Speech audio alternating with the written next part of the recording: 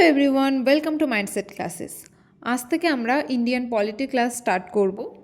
যে কোনো কম্পিটিটিভ এক্সামের জন্য ক্লাসগুলি খুবই রেলেভেন্ট হতে চলেছে।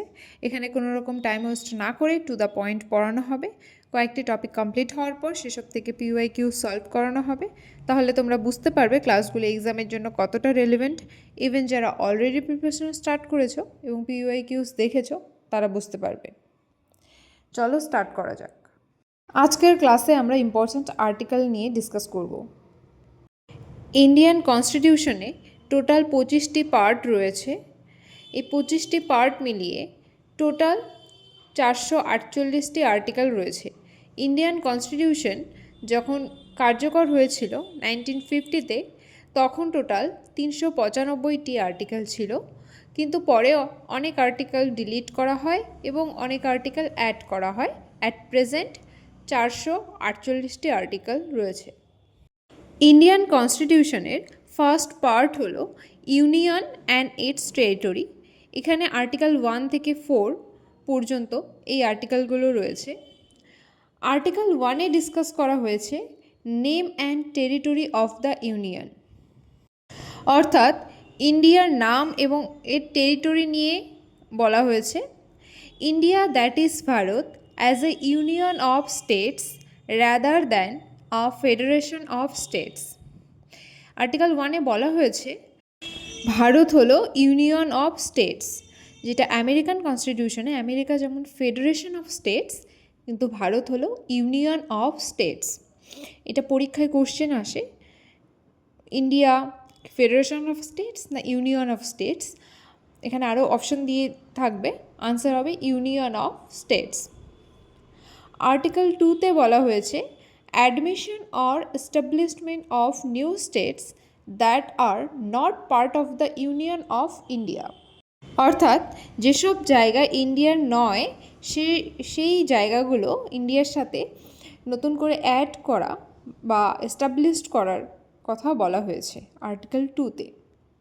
আর্টিকেল 3-তে বলা হয়েছে formation of new states and alteration of areas, boundaries and names of existing states, অর্থাৎ ইন্ডিয়ার যেগুলো এক্সিস্টিং স্টেটস রয়েছে সেগুলির বাউন্ডারি চেঞ্জ বা সেগুলোর নাম পরিবর্তনের কথা বলা হয়েছে আর্টিকেল 3-তে। অর্থাৎ আর্টিকেল 2 এবং 3-এর মধ্যে ডিফারেন্স হলো আর্টিকেল 2-র যে টেরিটরির কথা বলা হয়েছে সেটা ইন্ডিয়ার পার্ট নয়, নতুন করে ইনক্লুড হবে। আর্টিকেল 3-তে বলা হয়েছে যেগুলো অলরেডি ইন্ডিয়ার স্টেটস সেগুলোর বাউন্ডারি চেঞ্জ হবে বা নেম চেঞ্জ হবে। পার্ট 2-তে সিটিজেনশিপ নিয়ে ডিসকাস করা হয়েছে। এখানে আর্টিকেল 5 থেকে 11 পর্যন্ত সিটিজেনশিপের অন্তর্গত। আর্টিকেল 5-এ বলা হয়েছে citizenship at the commencement of the constitution, অর্থাৎ কনস্টিটিউশন কার্যকর হওয়ার সময় যেসব সিটিজেনশিপ দেওয়া হয়েছিল যাদের, সেসব নিয়ে ডিসকাস করা হয়েছে আর্টিকেল 5-এ। Article 6 right of citizenship of certain person who have migrated to India from Pakistan, অর্থাৎ আর্টিকেল 6-এ সেসব সিটিজেনদের নিয়ে ডিসকাস করা হয়েছে যারা পাকিস্তানে থেকে ইন্ডিয়াতে মাইগ্রেট করে এসেছে। Article 7 rights of citizenship of certain migrants to Pakistan, অর্থাৎ যেসব ইন্ডিয়ান সিটিজেন পাকিস্তানে গিয়েছে তাদের সিটিজেনশিপ নিয়ে ডিসকাস করা হয়েছে আর্টিকেল 7-এ। Article 8 rights of citizenship of certain person of Indian origin residing outside India, অর্থাৎ যেসব ভারতীয় ভারতের বাইরে বসবাস করছে তাদের সিটিজেনশিপ নিয়ে ডিসকাস করা হয়েছে আর্টিকেল 8-এ। এটাকে ওভারসিজ সিটিজেনও বলা হয়। এটা পরীক্ষায় আসে, ওভারসিজ সিটিজেনশিপ নিয়ে কোন আর্টিকেলে ডিসকাস করা হয়, আর্টিকেল 8। এটা ভেরি ভেরি ইম্পর্ট্যান্ট এক্সামের জন্য। Article 9 person voluntarily acquiring citizenship of a foreign state not to be citizen, অর্থাৎ ইন্ডিয়ার যেসব নাগরিক অন্য কোনো দেশে গিয়ে সেই দেশের সিটিজেনশিপ গ্রহণ করে তারা আর ইন্ডিয়ার সিটিজেনশিপ থাকে না, কারণ ইন্ডিয়াতে ডাবল সিটিজেনশিপ দেওয়া হয় না। আর্টিকেল 10-এ continuance of the rights of citizenship নিয়ে বলা হয়েছে। Article 11, parliament to regulate the right of citizenship by law, অর্থাৎ পার্লামেন্টের রাইট আছে সিটিজেনশিপ নিয়ে যে কোনো আইন বানানোর। পার্ট 3তে ফান্ডামেন্টাল রাইটস নিয়ে ডিসকাস করা হয়েছে। এখানে আর্টিকেল 12 থেকে 35 পর্যন্ত রয়েছে। Total fundamental rights at present রয়েছে 6টি।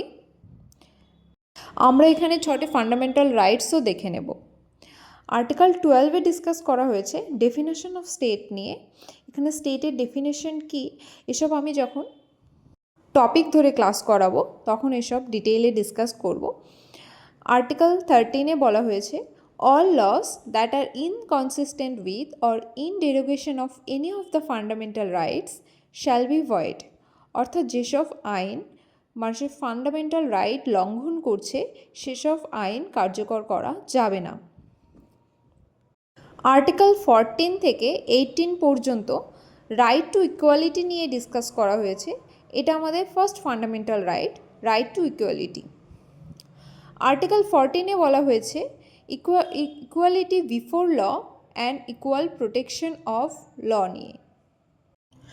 আর্টিকেল 15-এ বলা হয়েছে prohibition of discrimination on grounds of religion, race, caste, sex or place of birth, অর্থাৎ কারোর জাতি, ধর্ম এসবের ভিত্তিতে কোনো ডিসক্রিমিনেশন করা যাবে না, অর্থাৎ বৈষম্য করা যাবে না। Article 16, equality of opportunity in matters of public employment, অর্থাৎ সরকারি চাকরির ক্ষেত্রে সবার সমান অধিকারের কথা বলা হয়েছে। Article 17, abolition of untouchability and prohibition of its practice, অর্থাৎ এখানে অস্পৃশ্যতা দূরীকরণের কথা বলা হয়েছে। এটাও পরীক্ষার জন্য ভেরি ভেরি ইম্পর্ট্যান্ট। এই দুটোই পরীক্ষার জন্য, ইভেন ফান্ডামেন্টাল রাইটসে যেসব আর্টিকেলগুলো রয়েছে সেগুলো সবগুলোই পরীক্ষার জন্য very very important. Article 18, abolition of titles except military and academic, military আর অ্যাকাডেমিক টাইটেল বাদে কেউ কোনো টাইটেল অ্যাকসেপ্ট করতে পারবে না। নেক্সট আমাদের সেকেন্ড ফান্ডামেন্টাল রাইট হলো রাইট টু ফ্রিডম। আর্টিকেল 19 থেকে 22 পর্যন্ত এর মধ্যে রয়েছে। আর্টিকেল 9-এ বলা হয়েছে protection of 6 rights regarding freedom of speech and expression, assembly, association, movement, residence এবং প্রফেশন, অর্থাৎ আমাদের কথা বলার বা ভাব প্রকাশের স্বাধীনতা রয়েছে, অ্যাসেম্বলি করার বা অ্যাসোসিয়েশন বা মুভমেন্ট করার, যে কোনো প্রফেশন বেছে নেওয়ার এবং যে কোনো জায়গায় বসবাস করার আমাদের অধিকার রয়েছে। আর্টিকেল 20-তে বলা রয়েছে protection in respect of conviction for offences. Article 21-এ বলা হয়েছে protection of life and personal liberty. Article 21A-তে বলা হয়েছে রাইট টু এলিমেন্টারি এডুকেশন। এই আর্টিকেলটি 86 অ্যামেন্ডমেন্ট দ্বারা 2002 সালে ইন্ডিয়ান কনস্টিটিউশনে অ্যাড করা হয়েছে। এটি অনেকবার পরীক্ষায় আসে। আর্টিকেল 21A কোন অ্যামেন্ডমেন্টে কোন ইয়ারে অ্যাড করা হয়েছে, এটা কী নিয়ে ডিসকাস করে, তাহলে রাইট টু এলিমেন্টারি এডুকেশন। আর রাইট টু লাইফ নিয়ে ডিসকাস করা হয়েছে আর্টিকেল 21-এ। Article 22, protection against arrest and detention in certain cases, অর্থাৎ অ্যারেস্ট এবং ডিটেনশনের ব্যাপারে কিছু প্রোটেকশনের কথা বলা হয়েছে আর্টিকেল 22-তে। আমাদের থার্ড ফান্ডামেন্টাল রাইট হলো রাইট অ্যাগেনস্ট এক্সপ্লয়টেশন। এটি আর্টিকেল 23 থেকে 24-এ ডিসকাস করা হয়েছে, অর্থাৎ শোষণের বিরুদ্ধে আমাদের যে অধিকার। আর্টিকেল 23-তে বলা হয়েছে prohibition of traffic in human beings and forced labour, অর্থাৎ মানুষদের হিউম্যান বিংসের ট্রাফিকিংয়ের ব্যাপারে বলা হয়েছে আর্টিকেল 23-তে। এটাও অনেকবার পরীক্ষায় আসে। আর্টিকেল 24-এ বলা হয়েছে prohibition of employment of children in factories, অর্থাৎ ফ্যাক্টরিজে চিলড্রেনদের যাতে এমপ্লয় করা না হয় সেসব বিষয়ে বলা হয়েছে আর্টিকেল 24-এ। আমাদের ফোর্থ ফান্ডামেন্টাল রাইট হলো right two freedom of religion অর্থাৎ ধর্মীয় স্বাধীনতার অধিকার। এটি আর্টিকেল 25 থেকে 28 পর্যন্ত। আর্টিকেল 25-এ বলা হয়েছে freedom of conscience and free profession practice and propagation of religion অর্থাৎ 3P, profession, practice and propagation. অর্থাৎ কেউ কোন ধর্ম গ্রহণ করবে সেটা তার নিজস্ব ব্যাপার। আর্টিকেল 25-এ এসব নিয়ে ডিসকাস করা হয়েছে। আর্টিকেল 26-এ বলা হয়েছে freedom to manage religious affairs. Article 27-এ বলা হয়েছে freedom from payment of taxes for promotion of any religion অর্থাৎ কোনো রিলিজিয়নের প্রমোশনের জন্য গভর্নমেন্টকে কোনো ট্যাক্স দিতে হবে না। আর্টিকেল 28-এ বলা রয়েছে freedom from attending religious instruction or worship in certain educational institution. কোনো এডুকেশনাল ইনস্টিটিউশনে কেউ যদি কোনো রিলিজিয়াস ইনস্ট্রাকশন বা ওয়ার্শিপে অ্যাটেন্ড করতে না চায় সে অ্যাটেন্ড করবে না। আমাদের 5th ফান্ডামেন্টাল রাইট হলো cultural and educational right. Article 29 থেকে 30 এর মধ্যে রয়েছে। আর্টিকেল 29-এ বলা হয় protection of language, script and culture of minorities অর্থাৎ মাইনরিটিসদের ল্যাঙ্গুয়েজ, স্ক্রিপ্ট এবং কালচার প্রোটেক্ট করা নিয়ে বলা হয়েছে।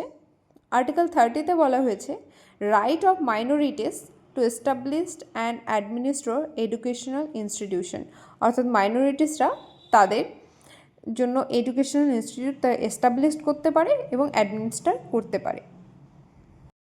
নেক্সট রাইট টু প্রপার্টি, যেটা আগে আমাদের ফান্ডামেন্টাল রাইট ছিল, কিন্তু 44th অ্যামেন্ডমেন্টের দ্বারা 1978-এ এটাকে লিগাল রাইট করে দেওয়া হয়েছে। আর্টিকেল 300A ইন পার্ট 12। এটি আর রাইট টু প্রপার্টি আর ফান্ডামেন্টাল রাইট নয়। পরীক্ষা এখান থেকে অনেকগুলো কোশ্চেন হতে পারে এবং সবগুলোই ইম্পর্টেন্ট। নাম্বার 1, এখানে কোন আর্টিকেল রাইট টু প্রপার্টিকে কত সালে লিগাল রাইট করে দেওয়া হয় বা এটার ফান্ডামেন্টাল রাইট থেকে ডিলিট করা হয়? 1978-এ কত নাম্বার অ্যামেন্ডমেন্টের দ্বারা? 44th অ্যামেন্ডমেন্টের দ্বারা।